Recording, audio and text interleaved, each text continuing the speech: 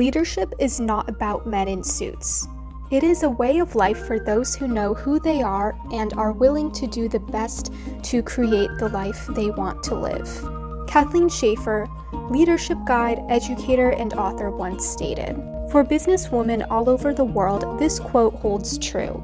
Although the business field began as a heavily male-dominated field, women are beginning to discover their voices in business and achieve on the same level as their male counterparts." In 1972, the possibility of female entrepreneurship was first brought up. Less than 50 years later, women now make up 36% of business owners. This number will undoubtedly continue to grow as more and more girls from around the world explore and engage in business. Despite the many challenges that women still face in the business field, women have come together to support each other in reaching all of their career goals. Today, women-owned businesses are growing 2 times faster on average than all businesses nationwide. Today, 6 powerful businesswomen will share their stories in entrepreneurship, computer science in the business field, music in the business field, the fashion industry, and business and real estate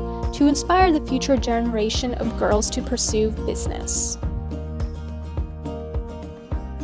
Hi, my name is Monica Kang. I am the founder of CEO of Innovators Box. We are a creative leadership firm transforming workplace creativity in the workplace through rethinking culture and leadership development to think about how we can create a workplace for all. My name is Candace Newman. I am the CEO and founder of Live Out Live. Live Out Live is an organization that I created inspired by my own career and journey within the live music industry. A little bit about myself. I am a mom. I'm from Los Angeles. I love music and I'm very passionate about people and serving my community.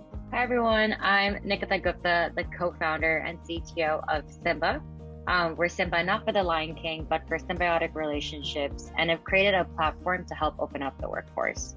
My background is in computer science, and I've had a passion for entrepreneurship and using technology to make an impact in the world. Okay, so hi, my name is Reese Fernandez-Ruiz. I'm co-founder and president of Rags to Riches, which is a fashion social enterprise.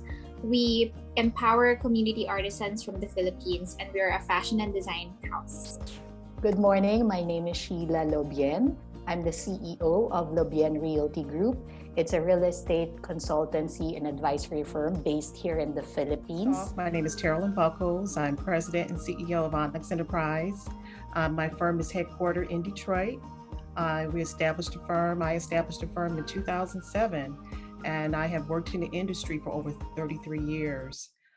Every single businesswoman's personal background entails a discovery for a passion in a specific area of the business field. The many business fields, being so vast and complex, can seem daunting to approach at first. However, these women took up new opportunities and found their passions in various places. Taking these passions, these businesswomen explored aspects of business and entrepreneurship, technology, music, fashion, and real estate. Feeling empowered and confident, these extraordinary women began their official business journeys through various career ventures.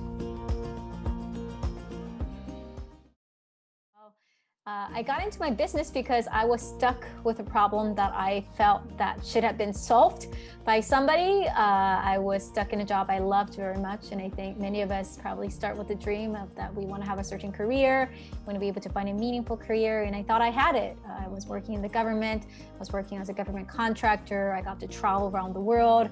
Everything on paper looked great. I had my master's degree, I had amazing friends, I was living at a great apartment. And yet I was not only getting depressed, but even suicidal at some point, and realized something's not right. And it wasn't the job, it was just kind of misalignment on the expectation. And that's where I realized that the way that most of us have been living is that we are so used to boxing ourselves into our role, boxing ourselves in an identity in a career that we don't take for a moment to wonder, what does it mean that for me to actually truly create, to live my creative selves? And part of that, I realized the gap. What we think about creativity, even probably in this discussion, folks are probably feeling like, well, what is it? Like, it feels so like intangible. How do you make sense of it? And the tangible aspect, it's something that we all have, and it's something that helps us think differently. It's the lens that encourages us to see something another way, even though it's familiar. And I realized that lens is important for me to reaffirm and enjoy the work that I felt was so boring, because it gave me the space to realize, hey, what if this Excel document could be done differently? Again, it wasn't because somebody asked me to do it. It was because I chose that I'd rather figure out how to do this differently because I don't want to be bored. And that's where I realized the model to be really powerful in how, really understanding what creativity is, having ownership into how living and designing your life creatively as an innovator is really, really important in how you show up in no matter what career you have. And that's where I realized, Holly, with your question of, wait, this is all powerful and helpful, but like, why is nobody really talking about this? And that's where I found the gap, which is there is, of course, a lot of research to prove that we're all creative. But unfortunately, many of us still don't grow up believing that way because we don't have that accessible. And so Innovators Box and the way we design is creating, safe spaces, creating workshops, creating those leadership toolkits, creating communities where people are encouraged to know that how they can be an innovator, how they can be more creative, have the toolkits to practice and realize really that they can and do more.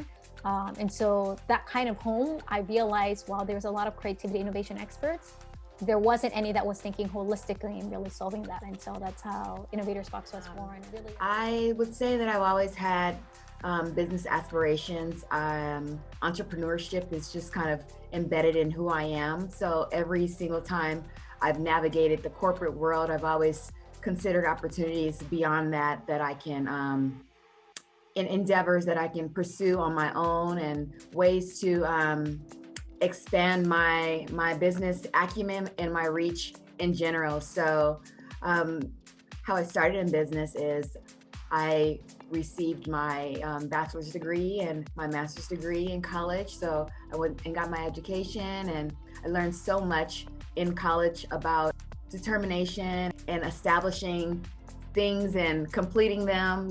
College taught me so much more than just what we learned in the books. And so from there, I navigated the corporate world, where I worked in the music industry for several large organizations. And then again, I just wanted to do so much more beyond working for an organization. So I created my company, Live Out Live, inspired again by my own career and journey within the live music industry, because I wanted to combine my passions for the music industry, the live music industry specifically, and creating access and opportunity for diverse faces and people within the live music industry. So giving them access, resources, and knowledge. So it's just about combining my passions and the opportunities that I have, and creating a pathway for others.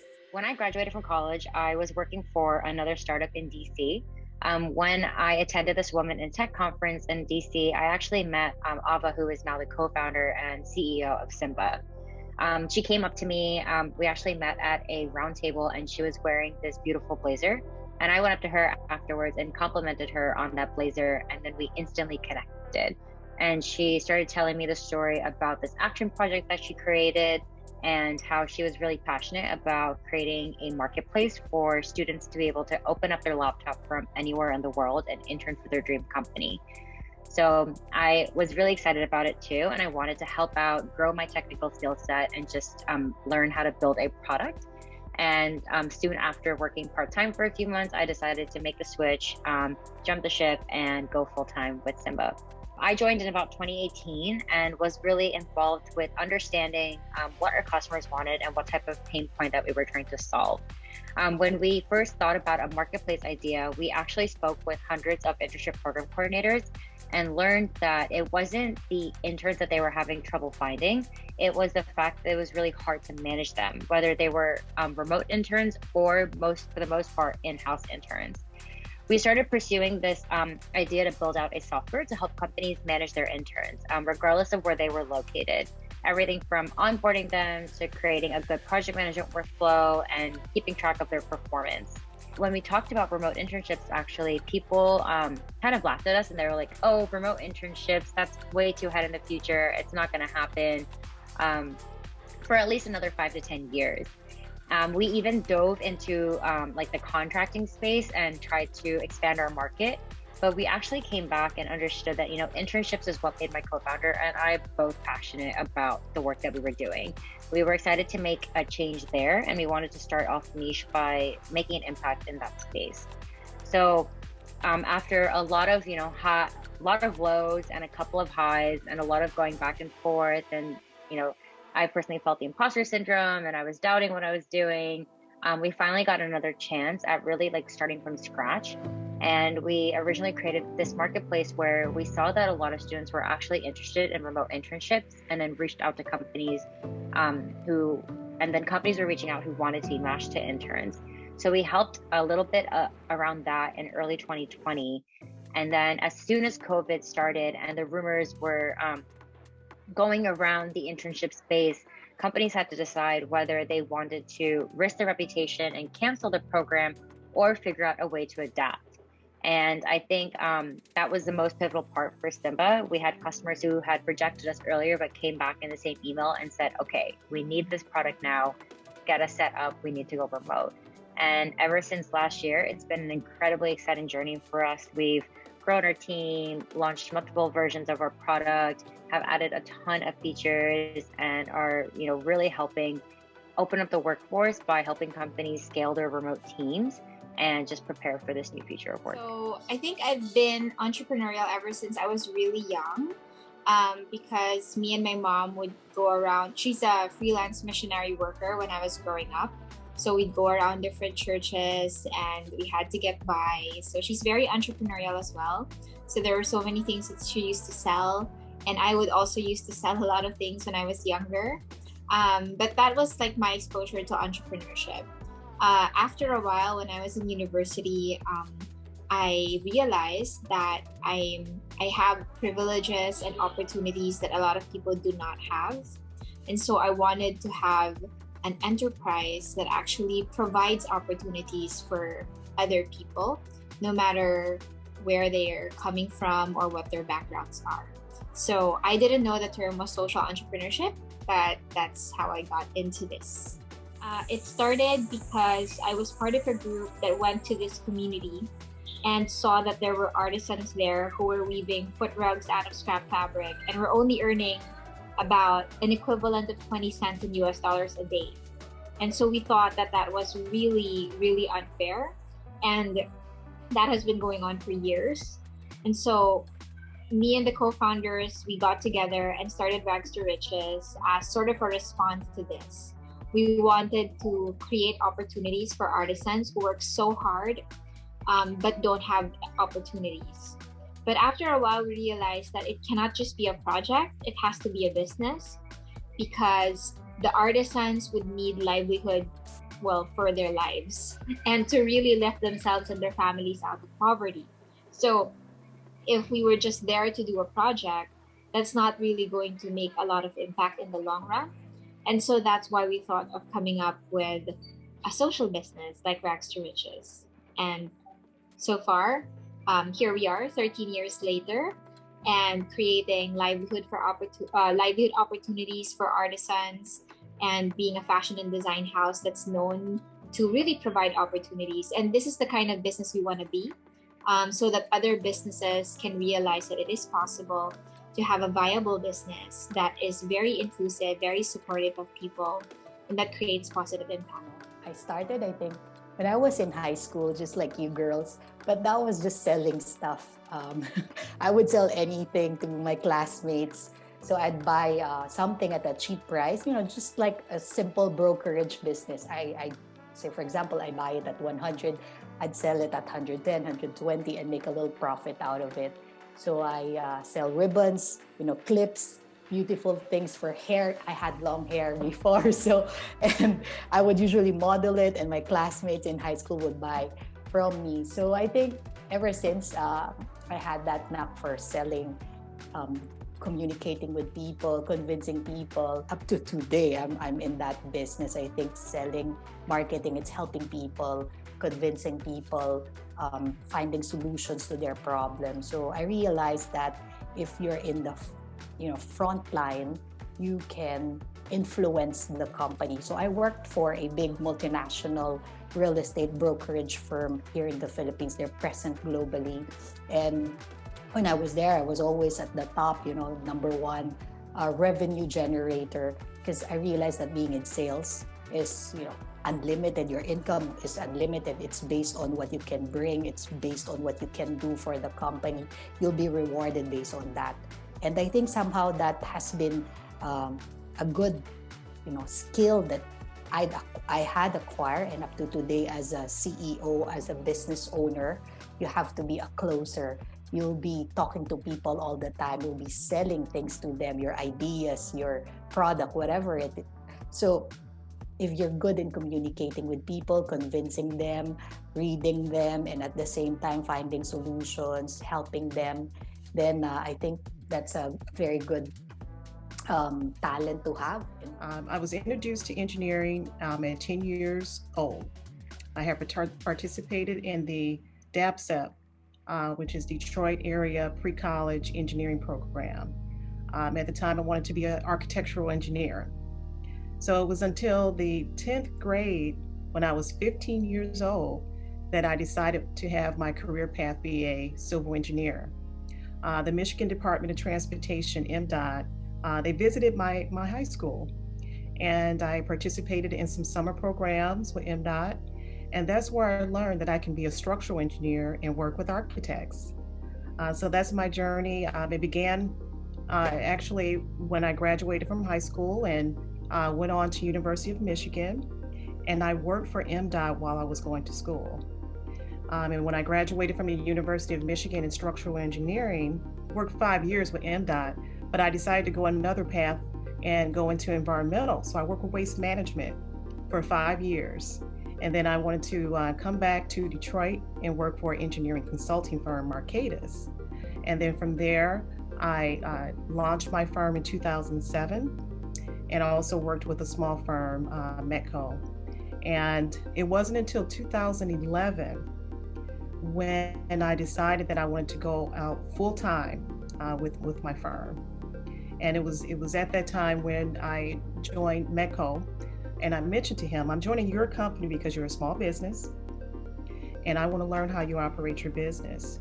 And he kept me to that, and he actually gave me my first contract with Onyx. So it was just a joy to have him as a mentor. In recent years, women have made great progress in attaining recognition in the business industry. The gender wage gap continues to narrow, gender inequality has decreased in workforce practices, and the number of women in high-ranking management positions has steadily increased. During the first quarter of 2021, 41 women have led Fortune 500 companies.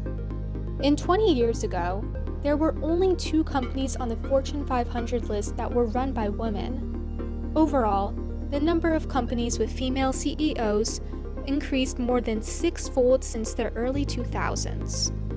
However, though progress has continued, it has gradually stalled. In 2021, many business fields are still overwhelmingly male-dominated. In 2018, women made up only 38% of MBA recipients, and the percentage of women in top management positions and on corporate boards has stagnated. Women only make up 5% of Fortune 500 CEOs and occupy only 10% of the top management positions in S&P 1500 companies. This is something that must be changed. It is incredibly important to have women in male-dominated spaces, as every single businesswoman offers a new perspective and drives positive changes to the workforce. What she brings to the table deserves to be showcased.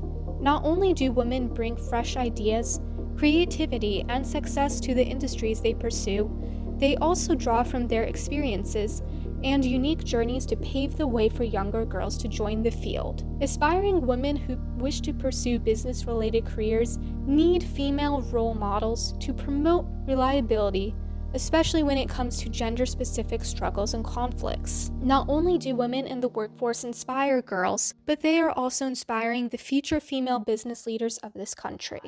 So one advice I often share with a lot of female leaders and female early stage entrepreneurs is, I hope that the reason why people hire you, we remember that it's not because you're a female. It's because you're amazing at what you do. And that should never, ever be a second priority. I hope that people hire me because I'm very talented at what I do. And it's an extra bonus that I happen to be a female, I happen to be Asian American, and I bring all those diverse lens to the bucket more, and hence bring additional value than somebody who might not be from a lens of diversity. And so I want to encourage that narrative more, because I think often as a female, and I knew how it felt for me, when somebody said like, oh, that doesn't seem like, that's like a nice, cute idea, or like, you know, not really taking it seriously, it was hurtful. But there were so many, one, fortunately, amazing people. There's more who really understands the work that you do, that you put in the work. And two, other women business leaders who exist and want to help one another as well. So I would say, one, keeping the narrative of how you're telling that story. You know, being a female business owner is, of course, at times feels difficult and a blessing. There's so many more lenses that you'll be able to build in. That is such an incredible opportunity.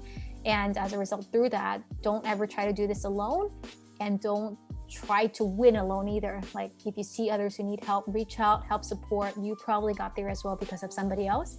And that's part of the reason why I always try to prioritize, whether it's making time here or like anywhere else, to like, how can I mentor and give back to support? Because I'm here where I am because other people have helped me and made time when I really needed time. Okay, whatever you have in mind, just know that in the future, you could probably do 10, 20 times more.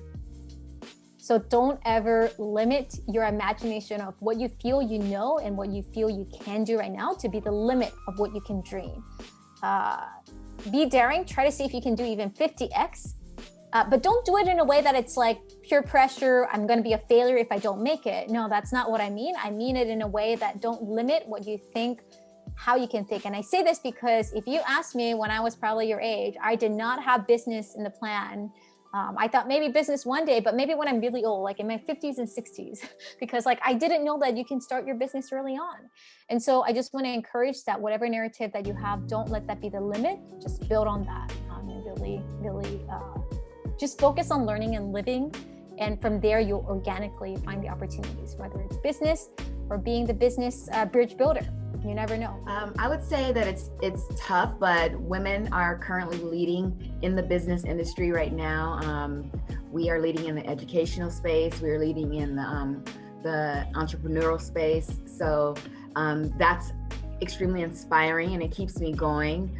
Being a woman in business it empowers me to want to just continue to go as far as I possibly can, because I know that it's a rarity for women to create a business and create a successful business. So it's empowering, it's inspiring to see other women around me doing what I'm doing, and reaching new heights. And it's just extremely rewarding in general, just to see brick by brick laying the foundation for my business and seeing it grow.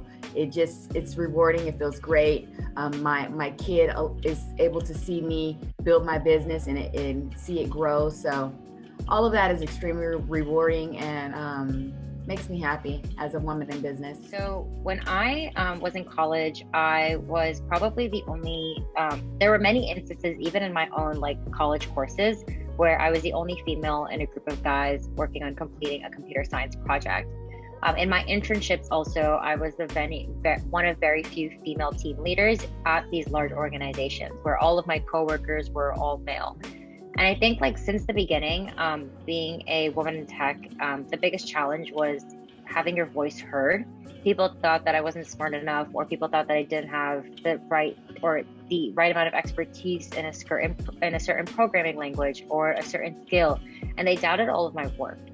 So I've worked really hard in making sure that, my voice can be heard, coming to the table with confidence, and then also presenting my work and showing why, my ideas matter, or, engaging in healthy conversations with other team members who doubt my work.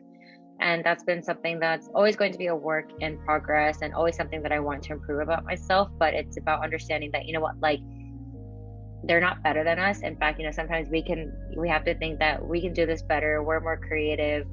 We can leverage other skills that we have, and then just use that as a confidence booster to rise in tech.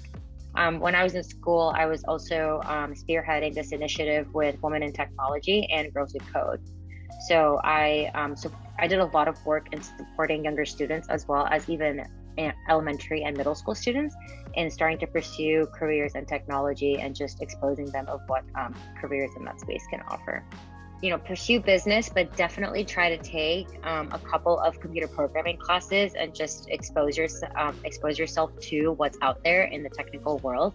What's really important as a business leader is to understand how the market is evolving, what new innovations are happening around you, and just understanding, the market analytics and the economics of how everything works. But definitely try to take a couple of technical classes so that you can be aware of how to drive innovation with the business skill sets that you acquire. Well, in the Philippines, I never felt that we're a minority when it comes to business. But when I was going to different parts of the world, I definitely felt that after a while. And we can't just be contained to our country or our city. We also have to think about the impact that women will have in the world, and how women are treated is a big part of how we can actually make an impact. If there are so many barriers for us to make an impact, then that's going to be not beneficial for the world as well. So in the Philippines, I didn't really feel that. But when I was going around the world in different countries, I felt that there were times when men would explain things over me, talk about really weird, inappropriate things, or ask questions that aren't related to what I do. And so I felt that was really strange. I didn't experience that here in the Philippines. But I also realized that even if I feel very empowered as an entrepreneur in the Philippines, I am still afraid to go out at night or ride public transportation by myself, which still means that it's still a very unsafe place for women. And so no matter how empowered I feel, as long as this world is still scary for a lot of women, and lots of women are still vulnerable, then we still have a long way to go. So even if, I feel empowered, it doesn't mean that the work ends here. But especially to girls who want to pursue business, understand why you want to do business. What is it in business that you want to do? Because everything will be fueled by that. So if your purpose is providing opportunities for others, business is a great way to do that. If there is something that you want to advocate for, business is also a good way to do that. But business is not the only way. But if that is what you want to pursue, we do need more entrepreneurs in the world. We do need more girls in business in the world, because our brand of leadership is just really amazing. And I've seen it in action in my work as an entrepreneur for 13 years in a mostly women-led, women-owned business. So go for it. And I'm sure if more girls get into business, the business world will be much better in the future. That you have to have that passion also, because having your own business is a different challenge. It's a different animal in a way, different responsibility there. So you have to love what you do. It may sound like a cliche, but it's true, because if you don't like what you're doing, I don't think you'll last, no? I don't think you'll stay there for long. So as I've said, I've been in the real estate business for over 2 decades, and up to today, I love what I do. From day one up to today, I still do the same thing, and I still love meeting people, talking to people, solving their problems. I make a living out of that, and I've helped a lot of people also by doing so. Find that sweet spot in life, no, in your life, because you have to find your passion. Loving what you do is one, but at the same time, you have to be good at it. You have to have the skills, right? And at the same time, it should be valued by the community, by the people. Somehow, someone should pay for what you're doing. So that's what I would define as the sweet spot, right?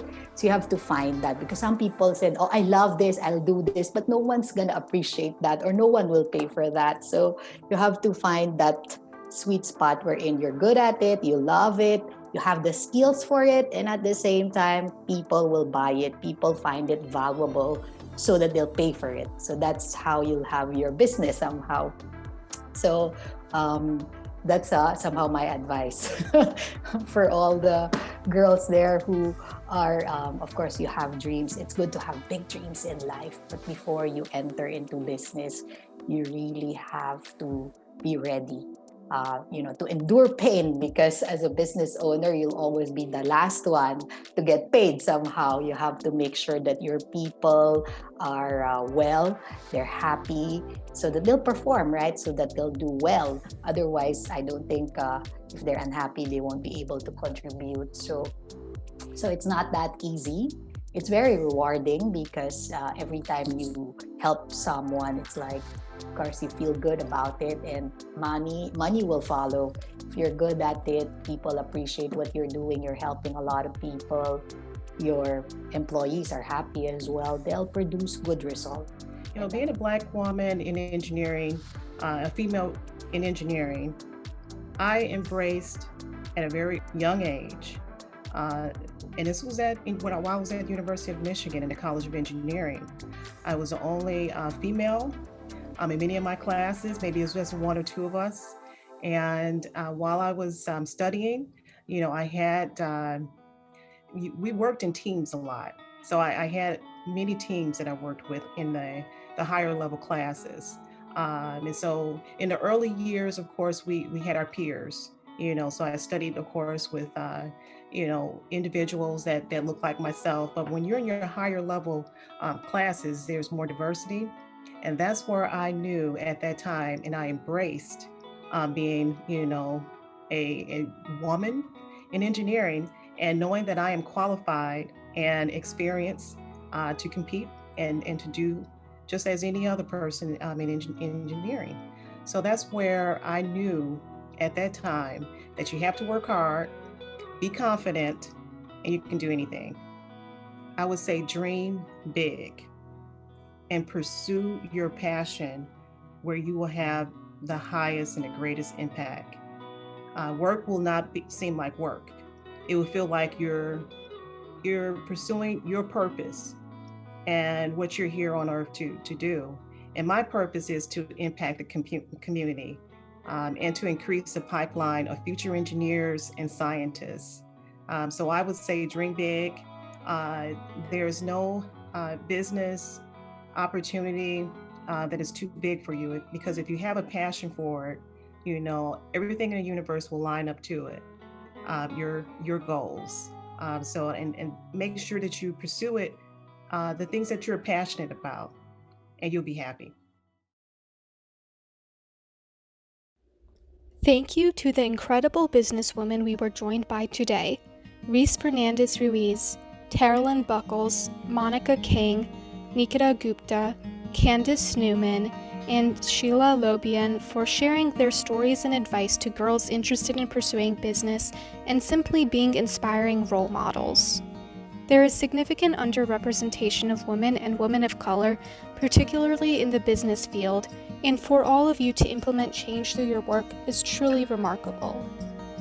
The mission of Girls for Business resolves to decrease gender inequality in the business workforce by empowering and inspiring girls to pursue business.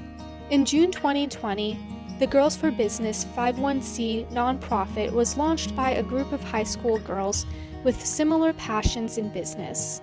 Since then, the Girls for Business initiatives have been expanded by a team of over 130 high school and undergraduate students from all over the world. As business education is rarely touched upon in the school curriculum, Girls for Business's central goal is to expand the access of business education to all middle and high school girls. Our organization's key objectives are to provide free business educational resources, foster connections between self-driven girls, and to offer access to seasoned mentors in the business field. Over the past few months, the organization has impacted thousands of girls from across the globe.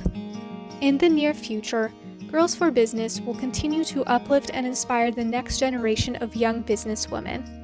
As Sheryl Sandberg, CEO of Facebook, once said, "Women need to shift from thinking, 'I'm not ready to do that,' to thinking, 'I want to do that, and I'll learn by doing that.'"